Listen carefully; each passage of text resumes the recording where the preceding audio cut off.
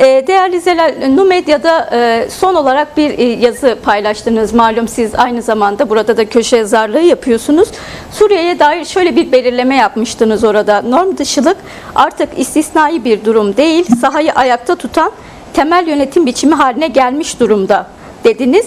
İstisnanın kural haline geldiğine ve bir yönetim şekline dönüştüğüne de dikkat çektiniz. Özellikle Halep'le başlayan süreçten itibaren bugüne gelindiğinde Rojava'ya dönük saldırılar, yine ateşkes süreci ve son olarak da entegrasyon süreciyle ilgili de düşündüğümüzde bu belirlemenizi nasıl somutlayabilirsiniz? Evet, ya aslında norm ve norm dışı kavramını Abdullah Öcalan'ın en son dışarıya yansıtılan, çıkartılan metinlerinde birazcık öğrenmiş olduk. Biraz onu açmak ihtiyacı duyduk ki, ya kendi adıma söyleyeyim, duydum ve bunu yaparken de tamamıyla şu anda Suriye sahasında olan şeyin norm dışı yapılarla ilgili olduğunu, yani Suriye sahasında şu anda bir normun kurulmamasının, bir düzenin tabiri caizse kurulmamasının asıl sebebinin norm dışı yapılar olmasından kaynaklı olduğunu daha somutlaştırarak yazdığım bir metin olmuştu. Yani şöyle söyleyeyim, norm nedir diye başlamıştım aslında. Norm aslında şöyle söyleyeyim, farklı siyasal ve toplumsal öznelerin, ki bu Suriye sahası için çok yerinde bir tanım, bir arada nasıl olabileceğini tartışan bir kavram ve tabii ki de bunu bir arada olabilmenin şiddetin temel ilişki biçimi olmadan kurulabilmesini anlatan bir yer. Norm ideal bir kavram değil ama çatışma dönemlerinde aslında oluşturulması da gereken bir durum. Şimdi biz yasal süreçlerden vesaire bahsediyoruz, anayasal süreçlerden bahsediyoruz. Suriye'de henüz bir şey yok diyoruz. Ama önce normla ilgili ciddi sorunlar var. Norm dışı yapıların Suriye sahasında bu kadar fazla olması ile ilgili ciddi sorunlar var. Ya şöyle söyleyebilirim, ya peki şu anda Suriye'de var olan bütün tüm devletler, vekil güçler, silahlı cihadist, selefi güçler, bunlar bu kadar Suriye sahasında norm oluşturmak için mi var? Çok muamma bir soru.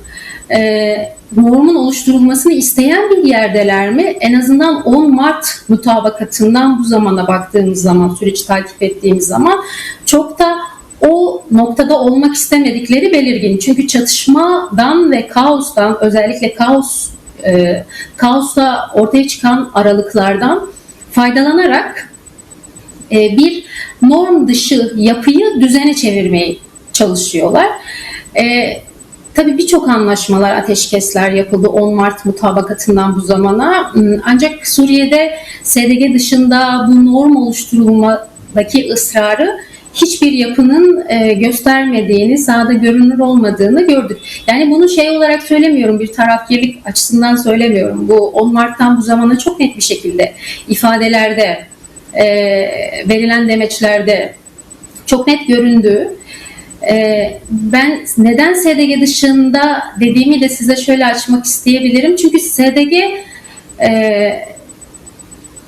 ortak bir anlaşma alanı kurmak ve bu çatışmanın şiddetini arttırmamakta ısrar etti en başta. Özellikle Halep'te başlayan, Halep'teki Kürt mahallelerine vesaire başlanan, bu ocağın ilk haftasıyla beraber başlanan çatışmalara baktığımız zaman özellikle orada bilinçli bir şekilde çatışmadan kaçındığını ve bir mutabakata, bir ateşkese çağrı sık sık yaptığını, biz bilinçli bir şekilde çatışmayı tırmandırmıyoruz dediğini duyduk. Bunun da sebebi aslında SDG'nin Kürt halkının Suriye'de bir asli unsur olmasıdır. Yani norm dışı yapılara baktığımız zaman az önce bahsettiğimiz birçok devletlerin sahada vekil güçleriyle sahada kendileri gösterdikleri, direkt devletlerin kendi ordularıyla değil ama vekil güçleriyle silahlandırdıkları yapıların bunu istemediği çok net. Ama SDG orada zaten bir asli unsur ve uzun zamandır 12 yıldır bir kurumsal bir yapı inşa etmiş ve bu yapı sadece askeri değil, ayrıca da politik, felsefik bir zeminde sürdürülen bir yapı.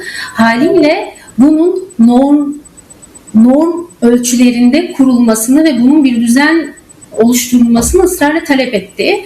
Bu tabii anlaşılır bir yerde olan bir şey. Bölüyorum, özür dilerim ama şunu da aslında sormak istiyorum. Yani aslında bahsettiğiniz şey çok önemli bir şey ama Suriye'de norm ve norm dışılık nedir? Belki kısaca biraz bundan da bahsedebilirsiniz. Yani norm derken aslında nasıl bir şeyden bahsediyoruz? Norm dışılık derken nasıl bir şeyden bahsediyoruz? Yani şöyle söyleyeyim, norm dediğim gibi, başta da belirttiğim gibi farklı siyasal ve toplumsal yapılar, yani Orta Doğu'daki halklar için çok belirgin bir kavram, durum.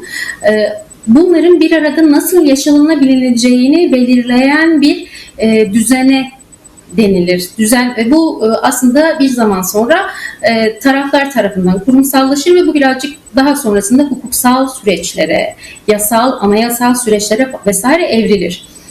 Norm dışı dediğimiz durumlarsa bunlar, ya şöyle söyleyebilirim, ABD'nin Orta Doğu'da uzun zamandır söylüyoruz ne işi var? ABD'nin Suriye'de ne işi var?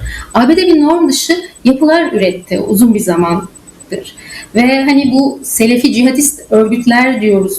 Biz hala onların neler ve kimler olduğunu tam olarak bilmesek bile bu silahlı yapıların sadece şeriat ideolojisine sahip, tırnak içinde ideolojisine sahip olduğunu biliyoruz ve onun dışında ne istediklerine dair bir bilgimiz yok.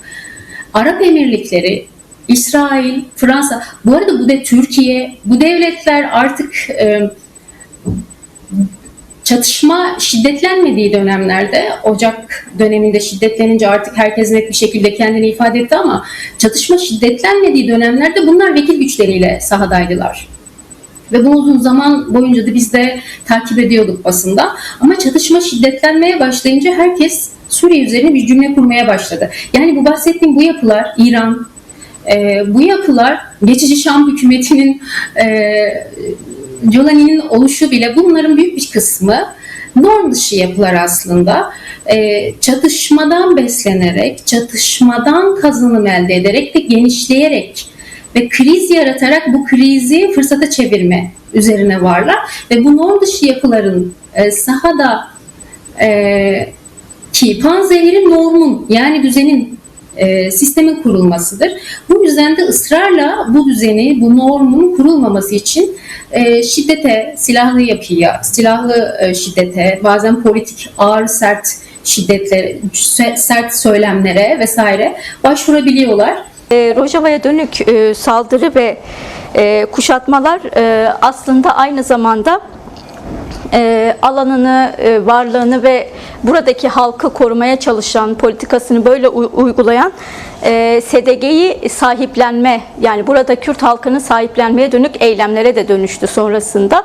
6 Ocak'tan itibaren yapılan saldırılar karşısında Türkiye'de, Kürdistan'ın 4 parçasında ve diasporada Kürtler ve dostları alanlara çıktılar.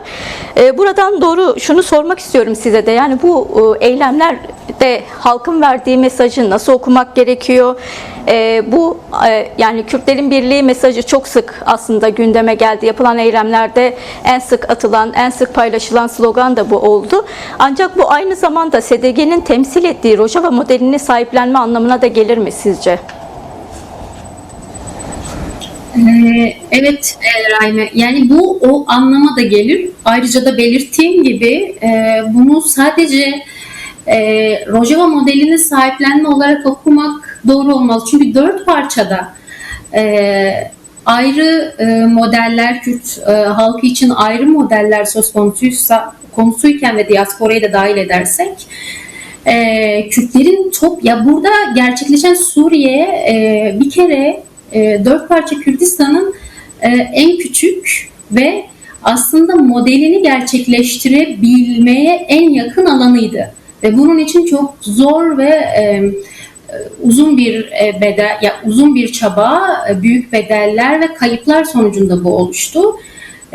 Haliyle orada o tamamıyla o model, yani demokratik modernitenin inşası üzerinden kurulan Rojava modeli tamamıyla gerçekleşmemişti. Ama bunun kurumsallaşması için Suriye gibi bir kaotik ortamın var olduğu bir alanda varlığını sürdürebildi.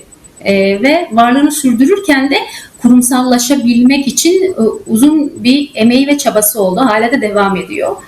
Ancak bu son süreçte gelişen şey aslında tüm Kürt halkını, dört parçada ve diasporada tüm Kürt halkını ayaklandıran, aslında sesini yükseltmesine sesini yükseltmesine sebep olan en büyük şey Kürt halkının varlığının riske girmesiyle ilgili bir şeydi.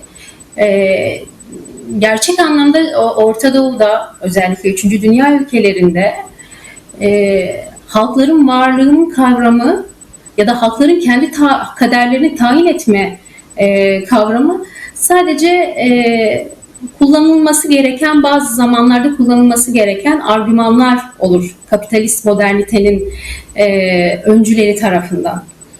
Haliyle Kürt halkı bunu iyi fark etti. Çünkü Gazze örneği bizim için çok netti.